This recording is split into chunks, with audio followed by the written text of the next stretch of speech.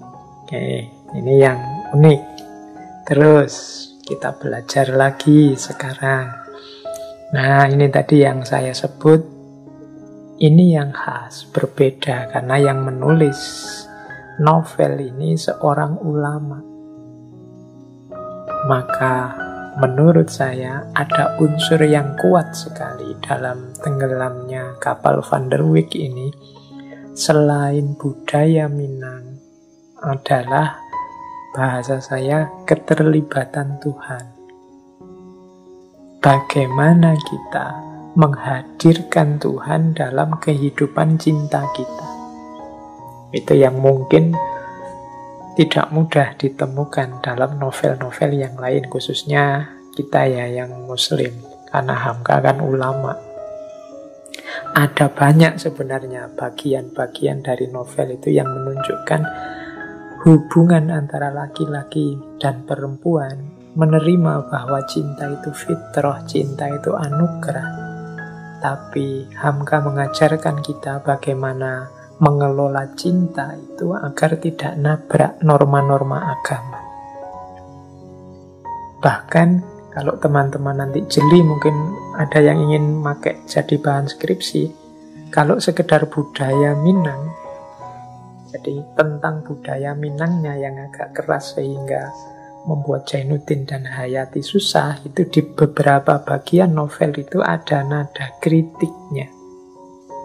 Kalau yang tentang budaya Minang, tapi kalau yang tentang syariat ketuhanan itu kelihatan memang Hamka ingin kuat di situ. Tidak boleh nabrak, melanggar norma-norma yang sudah ditetapkan oleh Tuhan, meskipun sudah jatuh cinta.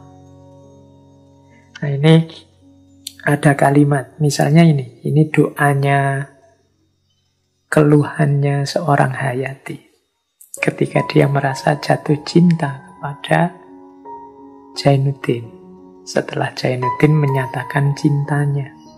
Coba perhatikan, ini pelan-pelan Hamka mengajari kita cara kita mengekspresikan cinta. Ini keluhannya Hayati kepada Tuhan seperti ini. Ya ilahi, berikanlah perlindungan kepada hamba-Mu. Perasaan apakah namanya ini ya Tuhan? Tunjukkanlah ya Tuhan, dan nyatalah sudah kelemahan diriku. Apalah pertolongan yang dapat kuberikan? Dia meminta budi kepadaku. Aku hanya Tuhan takdirkan menjadi perempuan, jenis yang lemah. Tidak ada kepandaianku, hanyalah menangis. Tuhanku, sebenar-benarnya hamba-Mu ini kasihan kepada makhluk yang malang itu. Oh Tuhanku, hamba sayang akan dia, hamba cinta dia. Jika cinta itu suatu dosa, ampunilah dan maafkanlah. Hamba akan turut perintah-Mu. Hamba tak akan melanggar larangan, tak akan menghentikan suruhan. Akan hamba simpan, biarlah orang lain tak tahu, tetapi izinkan hamba ya Tuhan. Ini pernyataan jujur Hayati kepada Tuhan. Dia mengadukan rasa yang muncul dalam dirinya. Ya Tuhan, kok muncul rasa ini? Kok ada rasa cinta ini pada makhluk-Mu yang lain? Kalau ini dosa, ampuni dan maafkanlah. Dan selanjutnya tetap hamba akan turut perintah-Mu, hamba tak akan melanggar larangan, tak akan menghentikan suruhan. Jadi ini dia bertekad, meskipun ini cinta, meskipun ini fitrah, rasa yang tidak bisa aku tolak ya Allah, hamba akan tetap mengikuti perintah-Mu, menjauhi larangan-Mu, menetapi kewajiban dari-Mu. Ini menurut saya ini pelajaran dari Buya Hamka. Cinta yo cinta, tapi tolong jangan diekspresikan di jalan yang melanggar perintahnya, nabrak kewajiban kita, kemudian membantah kebaikan, kebenaran yang sampai pada kita, meskipun itu ya cinta. Ini kalau saya ini bisa diperluas, tidak hanya cinta laki-laki dan perempuan. Cinta kita pada apapun jangan sampai nabrak Allah di level apapun. Sering saya sampaikan, cinta yang ada dalam diri kita itu anugerah yang luar biasa dikaruniakan oleh Allah pada kita. Kita jadikan cinta itu kendaraan kita untuk menuju Allah. Kita jadikan cinta itu anugerah dari Allah yang membuat kita semakin dekat dengan Allah. Jadi caranya begitu. Kalau dalam agama ya, anugerah dari Allah itu kan tidak mungkin negatif. Dia pasti positif asal kita bisa menggunakannya di jalan yang positif.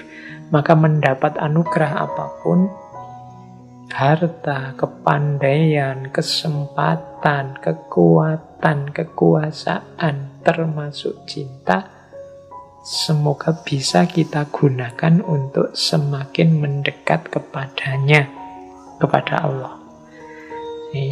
Jadi kita memperoleh cinta itu dari Allah, kita menjalani cinta dengan tetap melibatkan Allah, dan perjalanan cinta kita tujuannya adalah Allah, sehingga setiap saat kehidupan kita dengan bekal cinta ini semakin dekat dengan Allah. Itu rumusnya.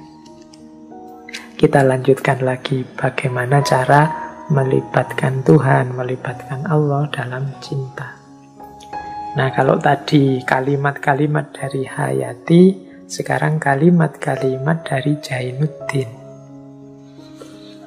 Ini komentarnya Jainuddin. Ini menegaskan yang saya sampaikan tadi. Kalau ada kepercayaanmu demikian, maka Tuhan tidak akan menyia-nyiakanmu. Jadi ini kan tadi Hayati memasrahkan semua kepada Tuhan, kepada Allah, dan Allah pasti memberikan yang terbaik. Dan disambut oleh Zainuddin, kalau kepercayaanmu demikian, maka Tuhan tidak akan menyia-nyiakanmu. Ini kalau bahasa hadis qudsinya, ana inda dzonni abdi. Kalau kita punya prasangka positif, ya insya Allah itulah yang akan terjadi. Sembahlah dia dengan khusyuk. Ingat dia di waktu kita senang, supaya dia ingat kepada kita di waktu kita sengsara. Dialah yang akan membimbing tanganmu. Dialah yang akan menunjukkan haluan hidup kepadamu.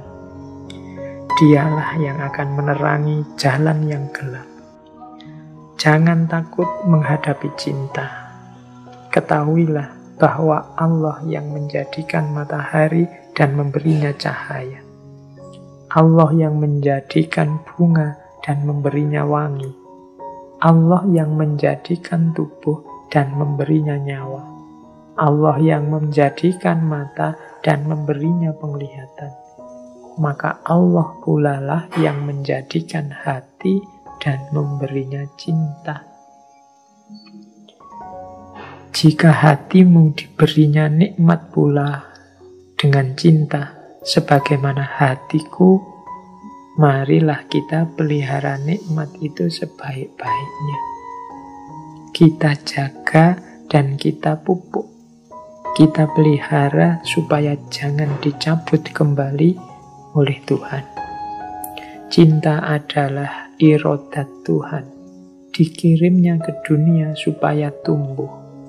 Kalau dia terletak di atas tanah yang lekang dan tandus, tumbuhnya akan menyiksa orang lain. Kalau dia datang kepada hati yang keruh dan kepada budi yang rendah, dia akan membawa kerusakan.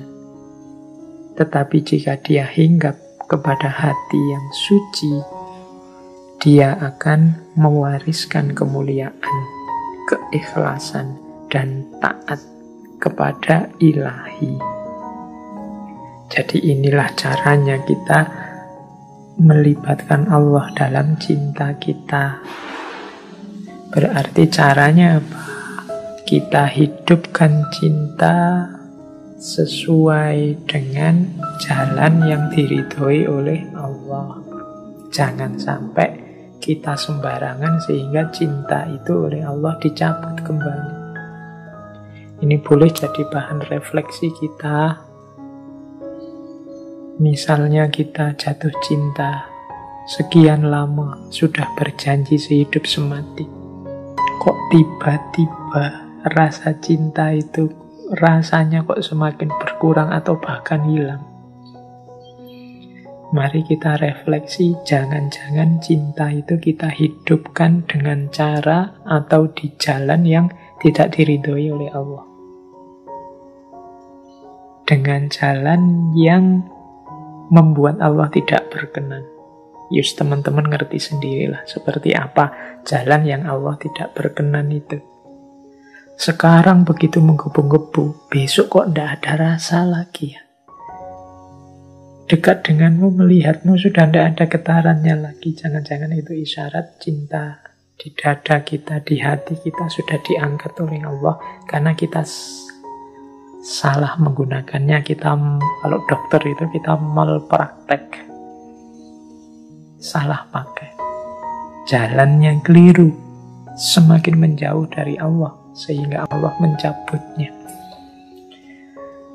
Maka mari kita hidupkan cinta, mari kita hidupkan kasih sayang dalam hidup ini di jalan yang diridhoi oleh Allah. Jangan sampai Allah mencabut kasih sayang yang sudah dianugerahkannya pada kita. Baik, jadi ini